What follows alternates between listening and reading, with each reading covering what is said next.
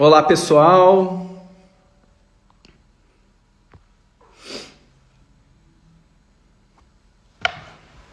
Deixa eu encontrar aqui os nossos convidados de hoje.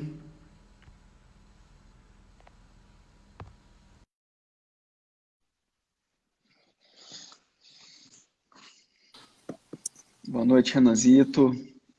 Boa noite, Moselle. Tudo jóia? Joia. Deixa eu ver quem tá aqui. O Luiz está aí também. Juliana, Matheus. Show de Deixa o bola. pessoal. Tá conseguindo me escutar bem? Tô te escutando bem. Maravilha. Isso aí. E aí, Luizão, o Moselle, o Luiz que fez a live no domingo, a live musical Ah, que desse eu tava domingo, foi assistindo. ele. Ô É Luiz, o isso aí. Moselle estava aqui elogiando a live, hein? Muito show, cara. E aí tava Muito legal. contei pro Magrani aí do meu filho aí tocando guitarra com 5 anos. Show de bola. Prodígio, prodígio. O Vivi tá aqui também, que fez a última com a gente. Isso aí. Maravilha. Ó, o Rei já entrou aí, vamos dar o kickstart então? Ok. O pessoal tá entrando ainda, vamos seguir? Você que manda, Magrani. Ó, o Luiz todo feliz e orgulhoso, olha lá. Gente, Isso então aí. boa noite. Dando início aqui então à segunda live aqui do INPD, Instituto Nacional de Proteção de Dados. Salve, salve, Rafa Vivi. O tema de hoje é teletrabalho, tema que está dando o que falar.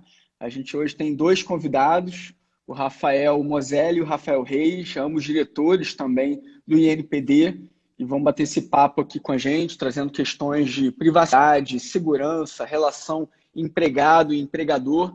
Fiquem à vontade também para interagir com a gente, mandando perguntas. Salve, Sérgio, me orientando, ex-orientando, né? Então, a gente vai discutir com vocês questões de privacidade, segurança, políticas que são importantes nesse cenário, o que tem saído também de posicionamento nacional, internacional com relação a esse tema. E aí, para a gente começar esse papo aqui hoje, salve Sérgio, para a gente começar esse papo aqui hoje, Moselle, me dando aí ao luxo de chamar de Moselle, Claro, fica à eu vontade. acho importante a gente entender que a gente está vivendo esse momento de pandemia agora, que tem lados extremamente negativos, né? Uma catástrofe de magnitude internacional que está acontecendo, mas está gerando também alguns efeitos até inesperados. Um desses efeitos é o despertar para o mundo digital, de empresas que não estavam tão habituadas a isso.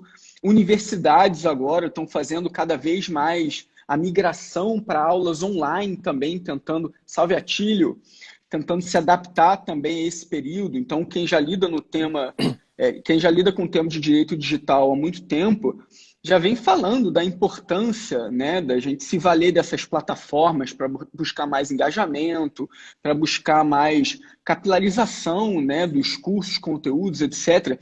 E aí vem uma pandemia dessa, e aí é como aquele balde de água fria às 3 da manhã, né? Parece que acordou diversas instituições que não estavam despertas para esse mundo digital de sopetão, né? Subitamente. Mas agora é inegável, não dá para não pensar no efeito transformador no meio dessa pandemia, e o efeito está passando necessariamente pela esfera digital. Então, assim como a gente está observando isso acontecer com universidades e outras entidades, vamos falar hoje que outros efeitos isso tem gerado. E aí queria te ouvir um pouquinho do que você tem marcado. O Rafael Moselle, ele é o nosso diretor no INPD de Relações de Trabalho, ele trabalha como advogado focado nessa área, então ele vai poder trazer um pouquinho desse cenário para a gente. Primeiramente, boa noite a todos. É uma grande honra estar aqui com o Magrani, né? É uma grande honra também fazer parte do Instituto Nacional de Proteção de Dados. A minha área de formação efetiva é o direito do trabalho, né? E a proteção de dados caiu para mim como uma luva no sentido de todos os princípios com relação à proteção de dados serem muito relacionados às relações de trabalho.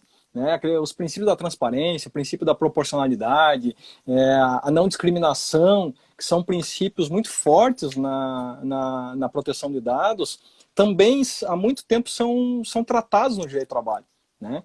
Então não é uma matéria estranha, não é uma matéria estranha ao direito do trabalho. Então eu me sinto muito à vontade em falar sobre a proteção, sobre os princípios da proteção de dados, porque envolve bastante as relações de trabalho. Então é E uma aí, honra Moselle, fazer parte. só como kickstart, tem bastante gente chegando agora. Uhum. Pessoal, o tema da nossa live de hoje é teletrabalho, e Moselle é um dos especialistas, tanto no INPD quanto como advogado também. E aí, para aproveitar esse pessoal chegando e dar esse kickstart, seria legal a gente explicar um pouquinho do que significa, inclusive, teletrabalho, né, Moselle? Porque hoje em Isso dia aí. tem gente falando teletrabalho, tem gente falando home office, e essa semana mesmo foi falado o termo whatever office, que foi o Andriei Gutierrez da IBM, que quando falaram para ele, e aí, Andriei, você está trabalhando de home office? Ele, não, eu já estou no whatever office, eu trabalho de qualquer lugar onde eu tenho um laptop, uma internet, né? Então seria legal explicar um pouquinho. Claro. Então, o teletrabalho, na verdade, é o trabalho à distância, é um trabalho descentralizado, ele está fora da empresa, né, com o uso da telemática, né, e o uso da tecnologia da informação. Então, todo o trabalho feito descentralizado fora da empresa, né, com o uso da telemática e tecnologia da informação, é teletrabalho, de forma como gênero, né? E o home office é uma espécie de teletrabalho, porque aí o home office é aquele trabalho, né, desenvolvido na residência do colaborador, na residência de quem está prestando o serviço, também com o uso da telemática e com o uso da tecnologia da informação, né? Então o teletrabalho sempre tem o uso da telemática, sempre tem o uso da tecnologia da informação envolvido.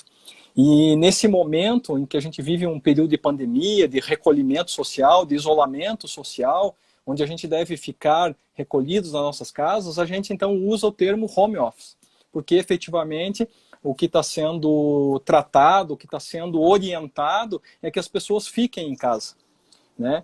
Então que desenvolvam suas atividades de casa, né? Então home office e como espécie do gênero teletrabalho, né? E aí, claro, que se a gente tratar de teletrabalho, pode ser de qualquer lugar, pode ser do aeroporto, pode ser do parque, do coworking, pode ser de qualquer lugar descentralizado. Mas aí tem algumas questões particulares a cada ambiente, que daí a gente pode tratar, a gente vai falar um pouquinho mais adiante sobre principalmente a questão da segurança da informação. Então Né? vale o whatever office que o Andrei falou então, né? Vai. Então é óbvio que não, existe essa uma observação, né? Mas tem observação. parâmetros, né? Vale desde que cumpra não parâmetros. Nesse momento, né? Desde que cumpra parâmetros. E não nesse momento. Nesse momento o que vale é o home office. É uma imposição do home office no sentido de trazer mais segurança, né, às pessoas que possam ficar em casa, e também com relação à segurança da informação pelas empresas, né? E é uma adaptação geral desse novo cenário, né, de virtualização do trabalho também. E dentro desse cenário existem abusos também, né, Moselle? Eu estava até conversando com você no outro dia, você estava contando alguns episódios, né? Tem gente que acha que trabalhar do que pague simboliza home office, então tem limites isso aí também, né? Então, mas antes de comentar esse fato específico, a gente vai falar dele, o que está acontecendo com esse período de pandemia? As empresas, né? Nós temos um quadro no Brasil, um quadro feito uma pesquisa feita em 2018 pela SAP Consultoria, que fala que 45% das empresas adotam o trabalho remoto. 15% estudam adotar o trabalho remoto e 40% das empresas não adotam o trabalho remoto. Então, nós temos uma resistência na adoção do teletrabalho muito grande ainda no Brasil. E aí, quando você comentava no início da nossa live de que as empresas, de repente, receberam um balde de água fria e acordaram para o mundo do teletrabalho, né, é exatamente isso que aconteceu. Elas se viram obrigadas, num momento totalmente de necessidade, de reinventar o seu negócio. Né? E muitas não tinham ainda uma governança interna para poder Exato. tocar esse cenário, né? Exato. Se nós levarmos em conta essa pesquisa, que é de 2018, ela não é tão recente, mas também não é tão antiga, nós temos 55% das empresas totalmente despreparadas para isso, né? Então, isso foi colocado como quase como uma imposição para que houvesse a manutenção desses negócios, para que houvesse a manutenção, inclusive, dos empregos, de que se utilizasse do home office.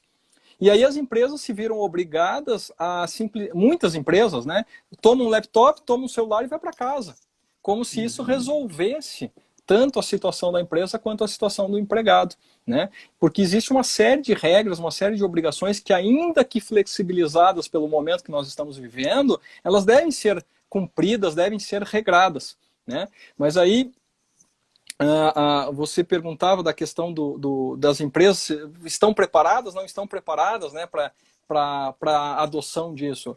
Via de regra, elas não estão preparadas. E já estão atrasadas, na verdade, né? Já Porque estão a virtualização atrasadas. já tinha mostrado seus efeitos já há bastante tempo, mas precisou Exato. acontecer uma tragédia no mundo empregatício, né, para despertarem para esse cenário. E nós vivemos um momento de completa transformação digital, né? A nossa vida é digital, a gente se comunica de forma digital. Para mim, aqui hoje, estar participando da live é algo inédito, né? Então, isso simboliza muito, né? Simboliza isso, é uma inovação, né? E, na verdade, a gente lá no escritório, só para ter uma ideia, a fim de possibilitar que a gente passasse as informações de forma rápida, porque quem acompanhou a edição das medidas provisórias, nós tivemos uma medida atrás da outra, sendo publicada de madrugada, uma saiu às 2 da manhã, outra saiu à meia-noite e meia, e nós precisávamos levar isso para o nosso cliente de uma forma rápida e eficaz. Nós marcávamos a live, mandava o e-mail marcando live de manhã para as 11 da manhã, às 2 da tarde, para nós fazermos a comunicação com todos os nossos clientes ao mesmo tempo. Então, isso foi algo inovador, né? Utilizando a tecnologia a nosso favor, né? Então, a gente se transformou nesse momento de crise, né? De maneira geral, né? Então, a maioria das empresas não estavam preparadas. No escritório, a gente já adotava o sistema do teletrabalho para os nossos colaboradores. Então, na verdade, quando aconteceu, a gente já tinha uma política de teletrabalho, a gente já tinha os aditivos de teletrabalho, já tinha toda uma organização, uma integração para a adoção do teletrabalho. Eu vou falar um pouquinho sobre isso também, né? Sim, e esse tema não é absolutamente inédito, né? Já tem toda uma produção, inclusive acadêmica, sobre teletrabalho, mas que agora entra nos holofotes, né? Ganha uma importância urgente. Exatamente. Então, houve aí uma necessidade de adaptação das empresas muito forte, né? Mas e pelo que você está observando, essa adaptação, ela está acontecendo de uma maneira ok, no seu ponto de vista, ou absolutamente catastrófica? Não, eu sou um cara otimista, né? Então, da minha natureza é ser otimista. Então, eu acredito muito de que isso serviu para as empresas entenderem que o teletrabalho é uma excelente opção, né? Porque a gente tem visto aí o noticiário, pelo menos do judiciário, de maneira geral, ele tem sido bom nesse sentido, né? Os tribunais divulgando que a eficiência do trabalho dos servidores aumentou. Os processos, eu acho que foi ontem que saiu uma estatística do TJ do Paraná. Entraram 55 mil novas ações e eles baixaram 113 mil ações. Então nós tivemos uma entrega, né, se eu não me engano foi o TJ do Paraná, nós tivemos uma entrega muito grande do serviço público, que é a justiça, né?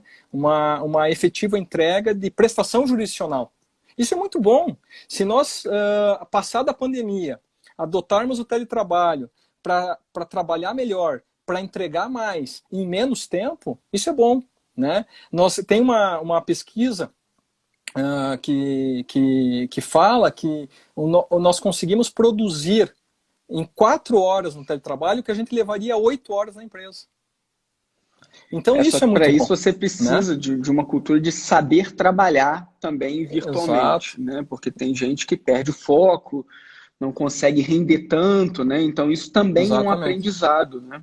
Exatamente. Mas aí você falava, e os percalços, né, desse teletrabalho e o que acontece e tudo mais. O teletrabalho exige uma maturidade, né? E Exato, nós, exato. o que nós observamos em algumas empresas, uma das empresas clientes nossas lá do escritório, me ligou outro dia e falou, Rafael, o que que eu faço, né? Eu fiz um aditivo contratual com o meu empregado para trabalhar em home office, né? Coloquei ele em home office, dei todas as ferramentas, fizemos um treinamento para home office, eu entro em contato com ele e ele está no Pesque Pague. É, Pesque Pague. Alguém aí, gente, tem experiência de trabalhar home office no Pesque Pague? Algum Então relato pessoal?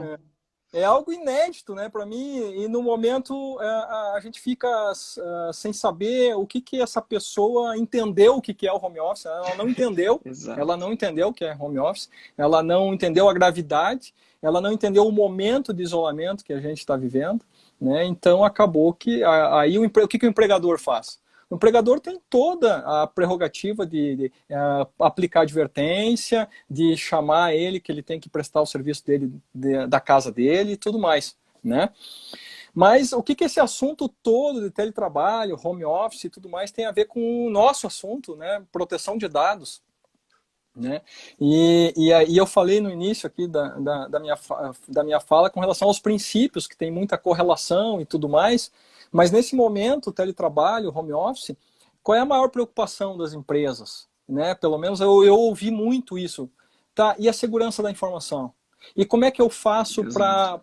para me comunicar com o meu empregado? Essa comunicação, eu estou invadindo o espaço da residência dele, eu estou invadindo a privacidade dele, não estou invadindo. Como é que funciona tudo isso? Né? Então, a gente sempre orienta os nossos clientes com a adoção, né, de políticas.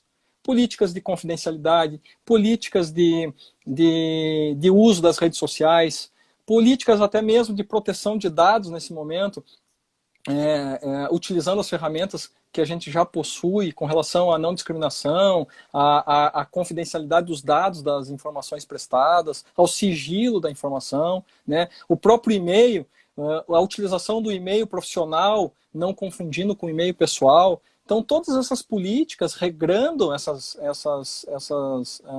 esses comportamentos, né, que já são utilizadas dentro da empresa, também para o teletrabalho, deixando muito claro para o empregado quais são as regras do jogo. Né? Política de desconexão aqui é muito importante. A gente pensa em desconexão, eu estou desconectado da internet. Não é isso, né? É aquela desconexão que eu estou fora do trabalho. Né? Ou seja, eu não posso misturar a minha vida particular com a minha vida profissional. Então, é não deixar que o trabalho acabe por tomar conta de todo o período em que ele está, mesmo fora da jornada dele, né? Então, essa política é muito importante. Então, é o direito ao descanso, ao lazer, em oposição ao trabalho. Né? Então, isso é muito importante também, que tenha adoção de políticas. Né? E aí, nós falamos... E como fazer esse Pode falar. balanço bem feito, né, entre o rendimento do empregado e os abusos que podem ser cometidos nisso também, né? E pela sua experiência, você acha que estão conseguindo, tem que haver um briefing, né, de cima, você acha que estão conseguindo passar esse briefing agora, né, imediatamente, de uma maneira clara para os empregados, estão conseguindo fazer essa alteração de lógica do ambiente físico para o ambiente online, ou você acha que está tendo muito abuso nesse momento em que a pandemia ainda está acontecendo? Como eu te falei, eu sou um cara otimista, né? Mas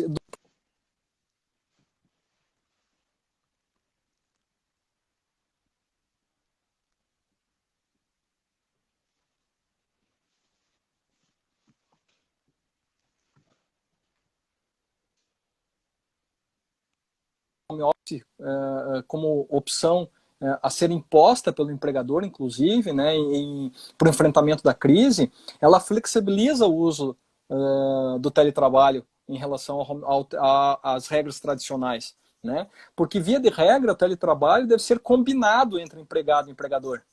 né? Ou seja, o empregador oferece a oportunidade de teletrabalho e o empregado vem e adere à possibilidade de trabalhar em teletrabalho.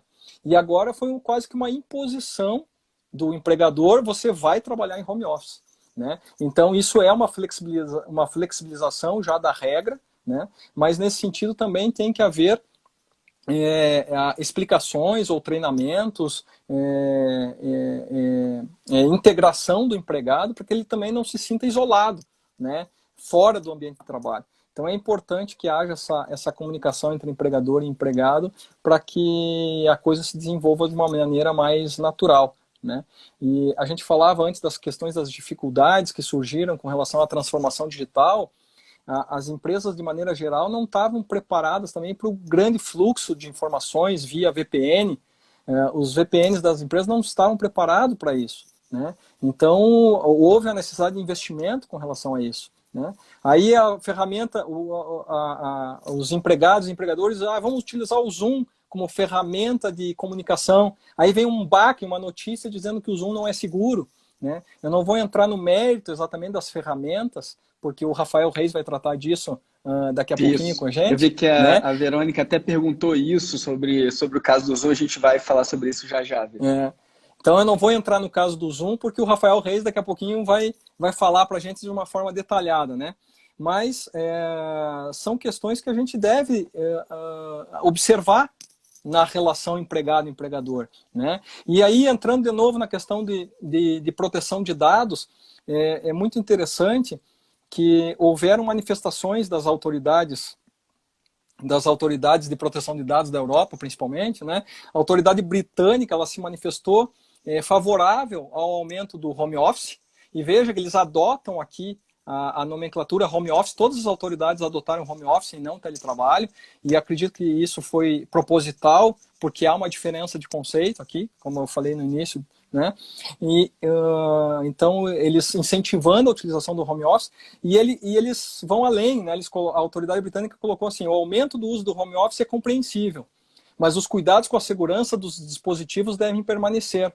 Ou seja, há aqui um cuidado da autoridade em dizer: olha, você vai aumentar o home office, você vai incentivar o home office, e você deve cuidar sim dos dispositivos móveis, né? Não só com relação a, por exemplo, geolocalização do empregado, mas também com as informações que estão contidas ali, né? Um empregado de recursos humanos, por exemplo, ele ainda que a gente tenha conhecimento da localização dele, se ele está trabalhando em home office ou não, ele está tendo acesso a informações, de repente, sensíveis, né? Nesse momento de coronavírus, por exemplo, ele está recebendo atestados de pessoas que podem estar sendo declaradas infectadas ou não, e está tratando dessa informação em casa. Quem mais está tendo acesso a isso? Então, E aí, nessa falta de governança interna, muitas vezes a empresa ainda olha para o lado da segurança, mas não consegue nem observar o lado da privacidade e proteção de dados, que às vezes não tem nenhuma pessoa especializada para falar da importância desse tema internamente. A gente observou, como o Moselli estava falando, saíram vários posicionamentos das autoridades de dados internacionalmente, falando exclusivamente da questão de relação empregado e empregador. No Brasil, ainda falta essa cultura de privacidade e proteção de dados, falta esse guidance, né? Essa diretriz mais clara, mais forte para as empresas, órgãos públicos também.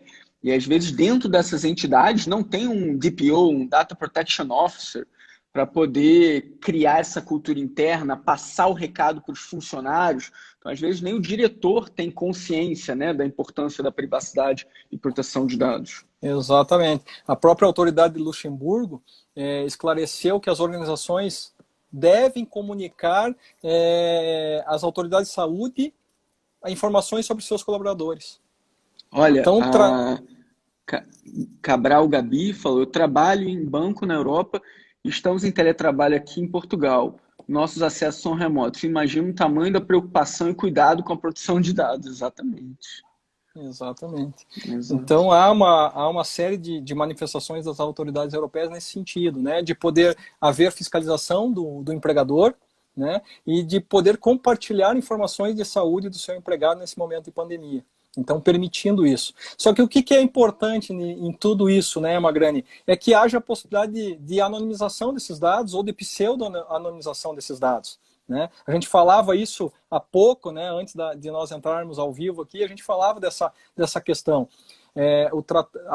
A possibilidade do tratamento de dados, a possibilidade disso vir a servir de uma forma benéfica nesse momento, né, mas tudo isso ser feito com responsabilidade, com transparência. Né? O princípio da transparência é um dos princípios basilares da proteção de dados e que a gente possa, ao tratar esses dados, na medida do possível, anonimizar, pseudo-anonimizar esses dados, né, para que não haja identificação dos titulares dos dados. Né? E evitar abuso também. Eu tenho conversado com muita gente, Moselle, no Brasil, que fala, nossa, eu nunca trabalhei tanto na minha vida. Eu imaginei que home office fosse ser uma moleza, estou trabalhando em dobro, porque eu tenho que fazer reunião com muito mais gente, num side call, etc. Então a gente está falando na importância da cultura de privacidade e proteção de dados, mas também tem que ter uma cultura de se evitar abusos, salubridade, né? Hoje em dia tem advogado que recebe mensagem de cliente meia-noite, 1h da manhã, e não cobra hora extra por isso, né? Então, essa parte também exige um aprendizado muito grande, né? Aqui na Alemanha, por exemplo, se você trabalha depois do horário, tem uma série de implicações isso. Às vezes você passa um tema que não está no seu job description, a pessoa na hora fala, olha, isso aí eu não posso fazer porque não faz parte do meu trabalho. Você pede para a pessoa ficar depois do horário para te cobrir no evento, ela fala, olha, beleza, mas como é que vai ficar isso em termos financeiros? Então não é só, opa, mudou, agora joga tudo em cima do empregado, né? Então isso também entra na parte de cultura, né? Isso, importante esse teu gancho, Magrani, porque a MP 927, por exemplo, trouxe que o uso de aplicativos ou softwares fora do horário de trabalho não configura tempo à disposição do empregador. E aí surge aquela questão, então eu posso exigir que meu empregado mande e-mails, responda o WhatsApp fora do horário, porque não é tempo à disposição. Será que é assim? Né?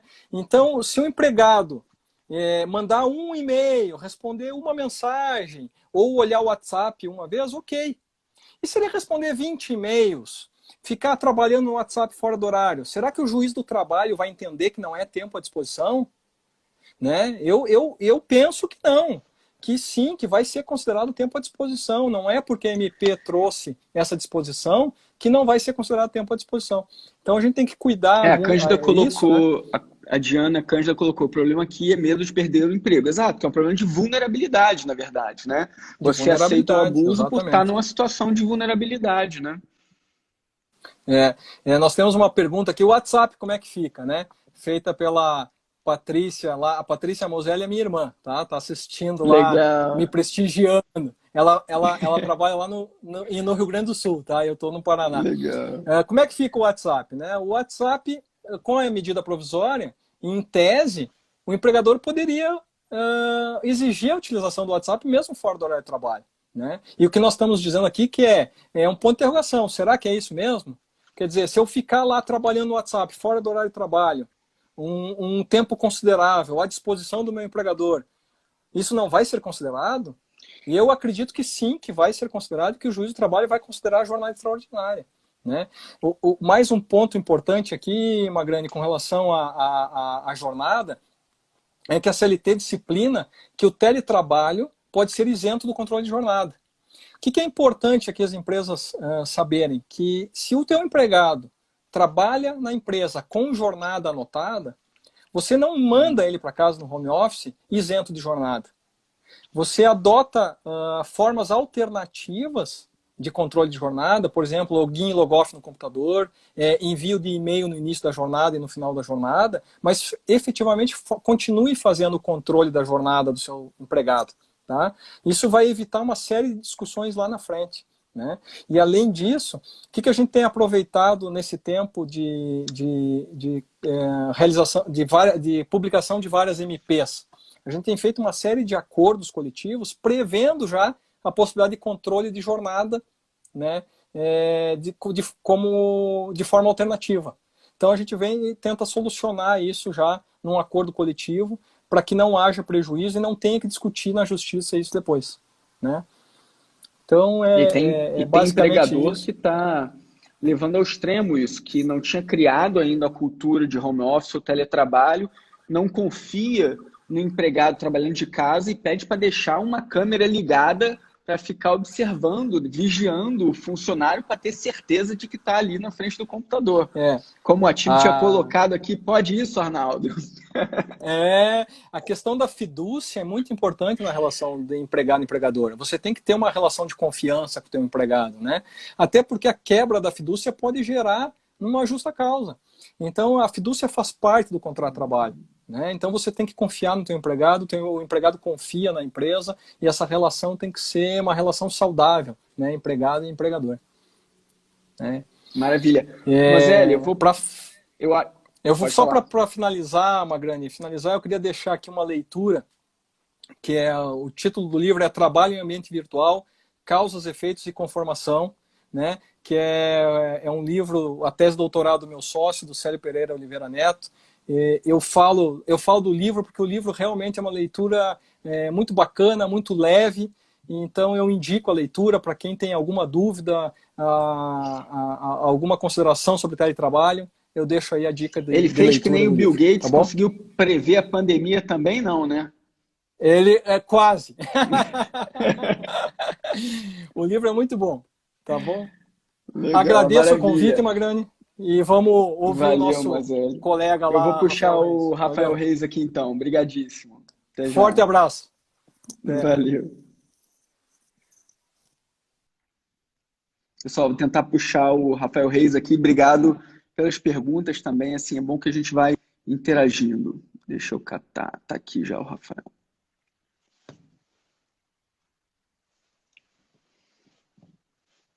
Cheio de gente conhecida aqui. Stephanie também. Salve, Rafa. Fala, Magrani, beleza? Maravilha. Então Vamos tá lá. bom. E aí? Você já sofreu isso? Tem alguma câmera ligada para checar se você está na frente do computador mesmo? Não, né? Meu Deus, eu faço igual aquele pessoal, eu deixo um avatar meu ali fingindo que sou eu e ó, zap. Muito bom. Vem cá, puxando o gancho, então, a gente falou desses dispositivos dentro da casa, né, dos funcionários, falar um pouquinho mais de dispositivos pessoais usados nesse contexto de teletrabalho, agora nesse contexto pandêmico que a gente está Sim. vivendo. Então, eu lembro que a gente tinha uma discussão muito grande no direito há alguns anos sobre se... O Stefano botou boneco de papelão aqui, sobre se o empregador podia vigiar o e-mail pessoal dos funcionários. Então, hoje é Uhum. uma discussão que envolve outros fatores também, né? Então, falar um pouquinho do seu ponto Exato. de vista sobre dispositivos e plataformas pessoais também. Eu acho que assim, primeiro, boa noite a todos e a todas. Magrani, mais uma vez, obrigado aí pelo convite. E bem no que o Rafa comentou na primeira abordagem, eu concordo 100% com ele. A gente primeiro tem que contextualizar tudo isso que está acontecendo. A gente realmente está vivendo um momento em que não dá para você exigir também de todo mundo um planejamento absurdo. O que eu vejo em relação ao uso dos dispositivos pessoais, né, como forma de trabalho, é mais de uma necessidade do momento do que qualquer outra coisa. Porque, na verdade, a empresa ela precisa ter uma série de cuidados relacionados a isso. A parte de segurança, quando a gente está falando não só sobre proteção de dados, mas a parte de propriedade intelectual da própria empresa, que tipo de sistema a empresa está utilizando, ela é muito sensível quando a gente começa a falar sobre dispositivos pessoais. Porque a gente vê uma clara diferença. Existem dois padrões quando a gente vai estudar esse movimento que aconteceu de uma hora para outra sobre o uso de dispositivos pessoais e o home office por si só, que é justamente você ou utilizar um dispositivo corporativo ou você utilizar um dispositivo pessoal. E existem muitas diferenças entre um e outro. Porque quando você vai utilizar, Magrani, um dispositivo corporativo, por exemplo, a empresa ela está cedendo uma máquina para você, ela está cedendo um celular, ela está cedendo um notebook para que você trabalhe, qual que é a regra, pelo menos qual que é a regra de mercado para que isso aconteça? Existe uma área de tecnologia da informação dessa empresa que muniu esse computador de uma série de softwares de monitoramento. O que esses softwares de monitoramento fazem? Eles permitem que você esteja justamente num ambiente controlado, em que você tem uma segurança maior em relação àqueles dados. Outra coisa completamente diferente é quando você fala assim de uma hora para outra, gente, aconteceu isso, a gente precisa resolver essa situação, vão para casa e a gente vai vendo no meio do caminho o que vai acontecer. E aí que surge o grande problema relacionado à proteção de dados.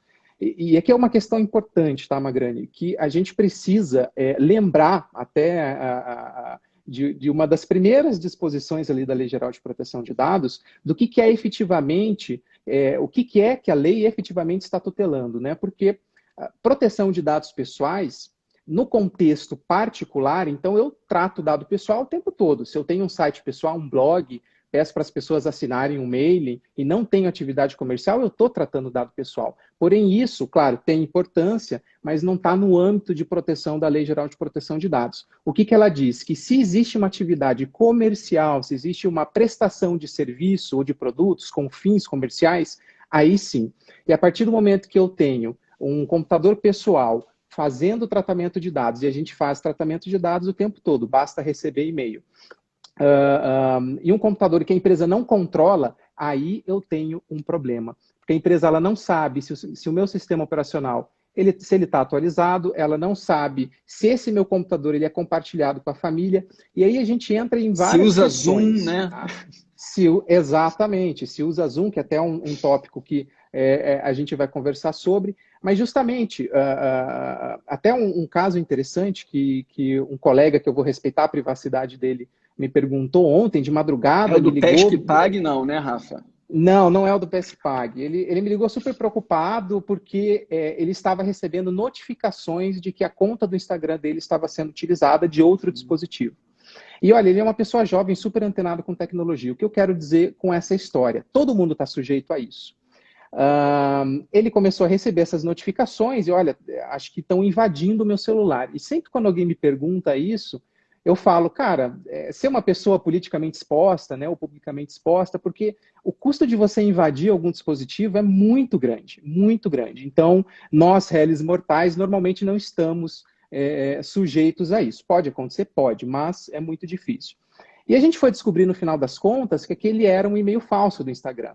Na verdade, não era o Instagram que estava mandando, era o clássico phishing, né? O phishing é um tipo de malware que é utilizado para roubar dados pessoais. Então, isso demonstra, gente, que qualquer pessoa está sujeita. E se você está utilizando algum dispositivo pessoal que você não tem esses requisitos de segurança que normalmente uma corporação exige, você está deixando a corporação sensível em relação à questão da segurança da informação. E isso é uma questão que as empresas precisam prestar atenção, tá?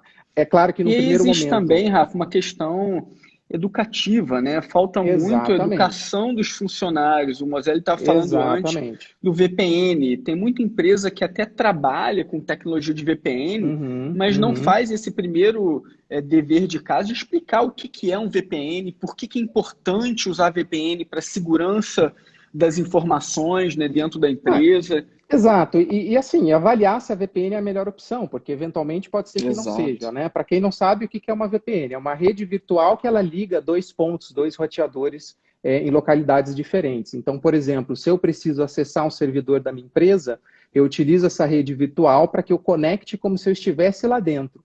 E essa rede é criptografada, então ela impede que outras pessoas elas entrem no meio dessa conexão e eventualmente roubem dados. Mas existem outras formas também de você proteger. A principal questão, Magrani, que eu vejo nesse ponto é trabalhar para a proteção de dados pessoais nesse contexto de home office, é trabalhar em dois pilares, né, que é o pilar das pessoas e o pilar dos processos. O que é o pilar das pessoas? Você precisa justamente isso, criar a cultura. Eu sei que agora é difícil a gente falar sobre isso, sobre cultura, desenvolver isso, porque a gente está vivendo um estado realmente diferente, que as pessoas precisaram tomar decisões muito rápidas, mas eu acho que as empresas, em maior ou menor medida, vão precisar fazer esse trabalho com seus funcionários de justamente demonstrar que os dados da empresa são de responsabilidade da pessoa que está utilizando aquele sistema, da pessoa que está utilizando aqueles dados. E caso algum problema ocorra com aqueles dados, quem é a responsável? É a controladora daqueles dados, que vai ser a empresa. Então, é interesse da empresa que existam políticas muito claras em relação à gestão de segurança da informação, ainda que eles estejam utilizando dispositivos pessoais, que são aquelas regras de bring your own device, né? Traga seu próprio dispositivo. Isso se aplica até para smartphone. E também o outro pilar que eu ia mencionar, que é a questão de processos. Tá? E daí na parte de processos que entra efetivamente a arquitetura. Porque uma coisa, eu sempre falo, tanto nas minhas falas sobre segurança da informação, quanto proteção de dados, normalmente, né, Magrani, eu não sei se você concorda comigo, o elo mais fraco é o ser humano. Né? Normalmente, na frente de um computador que pode ter, né, todos os dispositivos de segurança, na frente tem uma pessoa que vai no banheiro, deixa a tela deslogada e alguém pode ir ali fazer um baita de um vazamento de dados na empresa que tem o maior nível de segurança da informação possível. Então, sempre o ponto mais importante são as pessoas. Por isso que essa questão da cultura é muito importante. Mas processo também é. E processo é arquitetura. O que é arquitetura, gente? É você transformar o seu ambiente e fazer com que ele fique mais seguro. É você colocar uma lombada na rua para evitar que as pessoas excedam determinada velocidade. Então, você trabalhar com arquitetura é justamente trabalhar com segurança da informação em relação aos dados corporativos. Então, é você utilizar sistemas seguros, é você utilizar soluções que existem das mais variadas. Eu não estou fazendo propaganda, quem me dera ser monetizado por fazer propaganda, mas, por exemplo, é o exemplo do SharePoint, é o exemplo do Microsoft o 365, é o exemplo das soluções da Dell corporativas. O que eles fazem? Eles colocam dentro do seu dispositivo pessoal uma área delimitada em relação aos dados da organização. Se você perde aquele notebook, se ele é roubado, se os seus dados estavam naquele ambiente, a empresa consegue fazer essa remoção e eles, teoricamente, vão estar seguros. Então, é necessário criar essa consciência no nível corporativo também, Magrani, para que os gestores tenham essa noção de que não é um investimento vazio. Você precisa tanto da arquitetura, você precisa tanto do processo delimitando como que aquilo deve ser feito, também o treinamento em pessoas, porque são elas que geralmente cometem alguns erros, né? E aí, Rafa, sobre isso que você está falando se conecta com a ideia do by design, né? Mais uma vez, fazendo uma correlação com as leis de proteção de dados, tanto o GDPR quanto a LGPD, falam que a preocupação com a privacidade, a proteção de dados tem que estar na arquitetura, tem que estar desde a fase de design. E aí o que o Rafa está falando é a ideia da gente ter a segurança também by design. A gente pode até expandir essa concepção, que foi uma coisa que eu pensei até na minha tese de doutorado, que é até pensar em ética by design. E isso envolver arquiteturas específicas que já travam abusos ali desde o princípio, né? Exato, exatamente. E para a gente ver como essa é uma questão que a gente está lidando com o maior patrimônio da empresa hoje em dia, principalmente as empresas que lidam com algum tipo de tecnologia. Qual que é o maior patrimônio? São os dados, o que ela gera de informação, principalmente empresas de tecnologia, né? E daí a gente coloca informações dessa natureza, dessa gravidade, à disposição de uma pessoa que, por exemplo, e eu tenho certeza que se a gente perguntar aqui, quem alterou a senha do seu router, não a senha para você ingressar à rede, tá? Não a senha para você ingressar à rede, a senha para você configurar o seu roteador Wi-Fi. Aquela que normalmente é admin, testem isso, porque você deve estar falando, nossa, a minha rede aqui de casa é segura, tem uma senha WPA2, que é o melhor tipo de senha que a gente tem hoje, ninguém invade, tá seguro, mas você vai lá, o roteador do cara, você pluga um cabinho ali, admin, você pode alterar admin 234, né? Exato, que são as senhas padrão, das empresas, né, que fabricam esses roteadores. Então, a coisa, ela é relativamente simples, mas são coisas que normalmente a gente não se dá conta quando a gente está, principalmente quando as coisas são atribuladas, acontecem de maneira atribulada, como aconteceram no caso do Covid, né, e surgiu essa demanda pelo teletrabalho, notadamente o home office. Verdade. Então, a gente falou, Rafa, da importância de ter essas políticas claras, né, de privacidade, segurança, essas orientações internacionais que estão saindo também. Então, a Exato. gente tem ainda alguns minutinhos. Vamos falar um pouquinho do caso do Zoom, que deu o que falar essa Isso, semana também em isso, relação a isso, isso. né? Porque É, o Zoom teve o um Zoom foi um boom de caso muito, usuários, né?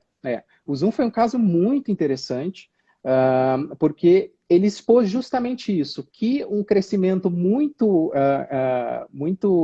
diferente, de um momento diferente que a gente está vivendo, causa. A principal pergunta das pessoas em relação ao Zoom, e isso a gente vive diariamente, né, no escritório, começou a pipocar, a questão da Anvisa, bloqueou o Zoom. Eu, sinceramente, acho, gente, eu até tive a curiosidade de saber qual foi a magnitude desse crescimento dos usuários do Zoom. Eu não sei se vocês têm essa informação, mas é assustador. Eles passaram do dia para a noite, ou da noite para o dia, de 10 milhões de acessos diários para 200 milhões de acessos diários. Isso é um crescimento, gente, de 2.000%, da noite para o dia. E daí, de uma hora para outra, todas as instituições governamentais do mundo inteiro começam a cobrar aquela plataforma para que ela tivesse o nível super mega blaster de segurança, e efetivamente tem que ter, mas não levar em consideração também que o que causou esses problemas, esses issues de segurança, não foi só, teve alguma questão ali que sim, foi falha da Zoom, mas principalmente foi uma falha de informação do usuário. Porque o usuário do Zoom, normalmente, o usuário padrão, antes desse boom do teletrabalho, era um usuário corporativo. Ele já estava nesse ambiente um pouco mais controlado, ele já utilizava a plataforma de uma maneira um pouco mais segura, colocando senha, enfim, alguns requisitos que a plataforma ela já dava, né? Qual que é o verdadeiro diferencial do Zoom? Por que ele caiu no gosto das pessoas? Porque você não precisa nem de cadastro para entrar. Você simplesmente clica no link e está lá dentro. E quais foram os principais problemas envolvendo segurança no Zoom? Foi justamente as pessoas criarem essas salas de chat, de conversa, sem fazer nenhum tipo de filtro com senhas e etc. Teve uma questão de falha também de armazenamento na nuvem, teve discussões que todo o tráfego do Zoom passava por servidores da China. Tudo isso já foi resolvido, tá? Eu acho que o principal ponto, e me desculpe se eu estou falando demais sobre esse tópico, mas é que realmente eu achei que o Zoom foi um pouco injustiçado, é que eles efetivamente foram muito transparentes, Magrani, em todos os apontamentos que eles receberam. Eles falaram, sim, erramos. Isso é, a Gabi até falou sobre isso, posicionamento do CEO, dizendo que errou de fato e que faria de tudo para consertar o mais rápido possível.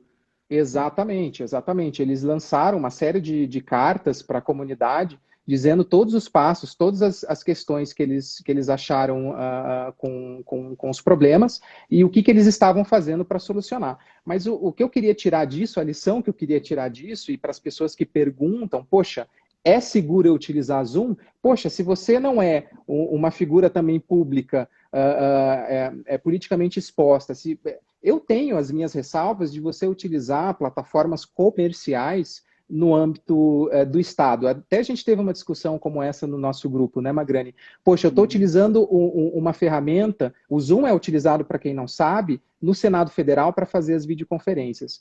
Eu tenho minhas dúvidas se não seria melhor fazer um desenvolvimento próprio, talvez, alguma coisa mais fechada em relação a isso. Porque você fica dependente de uma tecnologia comercial e para, eventualmente, ter demandas ali de segurança nacional, enfim. Mas, efetivamente, está sendo utilizado porque é o que tem para hoje, né? Então, para esses casos, talvez, eu até diria, não, procure outras soluções, procure soluções um pouco mais específicas, personalizadas para o que você precisa. Mas para o usuário comum, é perfeitamente possível utilizar o Zoom, basta você seguir as orientações básicas ali, que é realmente criar uma senha para a sala, não entrar em qualquer sala, em qualquer link que você vê, que são aquelas orientações comuns de qualquer coisa, né? Que ninguém pode sair aí entrando em links, abrindo links à torta e direito sem se perguntar, sem ter sido convidado, enfim. Então, fica aquela pergunta, né? Devo utilizar o Zoom? Provavelmente sim, né? Provavelmente Foi a pergunta você que a pode Verônica utilizar fez, com né, lá tranquilidade. atrás. Porque eu acho legal, porque a gente começou falando num nível mais abstrato, né? E o Zoom, ele vira um exemplo concreto, com um timing muito bom, que está acontecendo essa semana e muita gente no Brasil está utilizando. E eu acho ele muito ilustrativo, né? De uma série de por vários fatores, né, que eu acho ele ilustrativo. Primeiro, porque ele expõe, talvez, até a falta de preocupação do by design, que a gente estava falando. Sim, Era exato. uma empresa com um número de usuários muito mais baixo, que de repente explodiu, e aí fizeram denúncias. A Access Now fez uma denúncia muito forte ao Zoom, outras entidades também. Recentemente, a Senacom, ligada ao Ministério da Justiça, fez uma bateria de perguntas ligadas à proteção de dados, se dados estão sendo transferidos ao Facebook ou não. Então, uma exposição pública muito grande. E reparem, Sim. independente de prorrogação de LGPD, já foi colocado nos holofotes e o tema é privacidade e proteção de dados. Então, para as pessoas que acham que postergar a sanção da LGPD no Brasil resolve todos os problemas, não resolve. Primeiro porque proteção de dados é um movimento mundial, muitas empresas já estão usando o GDPR como parâmetro, esse barco já zarpou, então o Brasil já está atrasado nisso, mas já existe uma cultura de proteção de dados e privacidade mundial. E segundo, que a sanção não é somente a coisa mais importante, né, da Lei Geral de Proteção de Dados. E mais do que tem isso, Magrani. A reputação perante os usuários, a credibilidade da empresa. Então, independente de sanção, o Zoom já está fazendo esses posicionamentos, dizendo que vai consertar, etc., porque percebeu que a reputação, nesse caso, é mais importante do que a sanção. Exatamente. E mais do que isso, a gente fala muito sobre Lei Geral de Proteção de Dados, e até você puxou a questão do Ministério da Justiça, que solicitou aquela série de informações, e eles foram muito corretos ali, porque existe uma tendência, né, a gente já viu isso acontecer aqui no Brasil, de fundamentações na LGPD com uma lei que não está em vigor ainda. A fundamentação foi no próprio Marco Civil da Internet, das perguntas, das operações de tratamento que ele está realizando, notadamente em relação ao consentimento, que hoje, né, o regramento padrão que existe de obtenção de base legal para você realizar tratamento de dados pessoais. Então, e o Marco Civil da Internet, ele já traz todos os princípios relacionados não só ao Marco Civil, o próprio Código de Defesa do Consumidor, mas ele já traz todas essas questões relacionadas à proteção de dados pessoais. O que existe hoje nessa discussão da Lei Geral de Proteção de Dados, a questão da prorrogação, é justamente o enforcement que a gente precisa. Por isso que eu também sou contra, fui contra e continuo sendo contra você ter uma diferença para aplicação de multa. E ainda a gente nem tem autoridade efetivamente constituída. A Lei Geral de Proteção de Dados, ela inova no sentido de trazer bases legais diferentes, uma metodologia diferente para você poder tratar os dados pessoais, porque ela tira aquela necessidade específica de consentimento e dá outras opções para regular o mercado, né? Mas mais do que isso, ela traz o enforcement necessário para que você cobre as empresas para fazer isso. Só que é bem isso que você colocou, Magrani. A gente não precisa da Lei Geral de Proteção de Dados em vigor para que essa cobrança seja feita. E isso já está aí no exemplo do próprio Zoom e outros demais exemplos que a gente já vem vendo no Brasil. Então, assim como nem só o medo da sanção, né? Exatamente, exatamente. É uma questão de diferencial competitivo. E aí, já até misturando todos os assuntos que a gente está tendo aqui, que a gente começou a falar sobre teletrabalho, falando sobre segurança da informação no teletrabalho, e agora chegamos numa questão eminentemente política, né? E é realmente uma questão esquisita toda essa discussão. Eu entendo a prorrogação da lei nesse momento, acho até que ela era inevitável. O que eu não entendo é que o Brasil, com essa sede de entrar num rol de países da organização, da OCDE, da Organização do Comércio e Desenvolvimento Internacional Econômico, não dá efetiva importância para a criação dessa autoridade nacional para justamente trazer efetividade para a lei. Eu vejo isso como uma incompatibilidade tão grande, e isso me gera uma certa dúvida do que para onde a gente está indo em relação à proteção de dados, né? Fora o fato dela ter sido estruturada de maneira não independente, não autônoma, né? Ligada à presidência da República, que é mais uma jabuticaba no Brasil. Exatamente. Do Brasil, daí, internacionalmente tem essa independência. Exato, e é requisito você ter essa independência para você ingressar ao quadro da OCDE. Então, é realmente algo curioso, tá? Qual é a lição que a gente tira disso? Até como missão nossa aqui dentro do Instituto, que é algo que a gente tem esse dever. A proteção de dados pessoais, nesse contexto de segurança, no teletrabalho, em todos os outros contextos, gente, é uma necessidade internacional, né? É claro que você ter uma flexibilização por conta de algo extraordinário que aconteceu pode fazer sentido, mas a gente tem que ter muito cuidado, porque a gente pode flexibilizar as coisas, mas a gente não pode suprimir direitos. É claro que o direito à vida, nesse contexto, né, e todo esse esforço que está sendo feito para proteger esse direito fundamental, que é, sem dúvida nenhuma, o mais importante, ele não pode suprimir outros direitos fundamentais, né, que é, notadamente, o direito à privacidade, os direitos da personalidade em si também, não só o da privacidade. Então, precisa ter um sopesamento em relação a isso. A gente não pode esquecer da importância da proteção de dados no momento em que a gente está efetivamente colocando toda a nossa existência, né, a nossa personalidade virtual na internet, na rede. Esse é um ponto que me chama muita atenção. A gente está, por conta dessa crise, né, a gente está prorrogando uma legislação que ela protege o que a gente está fazendo agora cada vez mais, que é expondo os nossos dados na internet. Então, deveria ser uma preocupação conjunta, embora eu entenda o porquê da prorrogação, que fique muito claro. Perfeito, Rafa. Acho que você resumiu super bem. A gente voltou no loop, né? Só Sim. tem mais um minutinho para dar o limite do nosso tempo, então acho que foi perfeito sua colocação. Queria agradecer a presença de todo mundo. Eu acho que, só para finalizar, é importante a gente dizer que o teletrabalho, o home office, são iniciativas super bem-vindas. Eu acho que a revolução digital veio para ficar e empregados, empregadores têm que se habituar também a essa virtualização que está acontecendo, mas não sem parâmetros, não com abusos. Então, é isso que a gente está discutindo aqui. Que políticas são necessárias, Exato. entendendo que um contexto pandêmico não é um estado de exceção para a privacidade, proteção de dados também. Então, é super importante a gente observar esses princípios que já tem garantido no nosso ordenamento, independente de postergação ou não da lei. Então, acho que a gente trouxe pontos que estão bem alinhados, né? Exato. E, sobretudo, nós três, eu acho que estamos bem alinhados nisso. O próprio Sim. INPD, ele tem essa tônica de puxar para a proteção de dados, inclusive nesse contexto pandêmico que a gente está vivendo. Então, agradeço mais uma vez tanto a Rafael Moselli quanto a Rafael Reis e a presença de todos vocês. Essa foi nossa segunda live e aguardo todos vocês na próxima também. Tá bom, pessoal? Desejo uma boa noite para todos. Pode falar, Rafa.